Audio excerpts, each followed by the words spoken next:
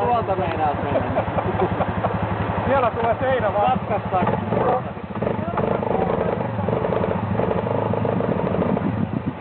Mitäs se on panikkaa?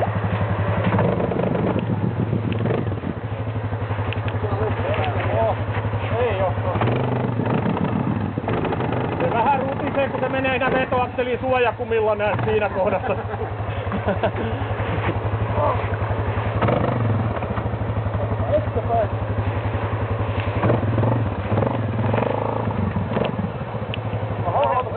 Ihan varovasti saa tulla.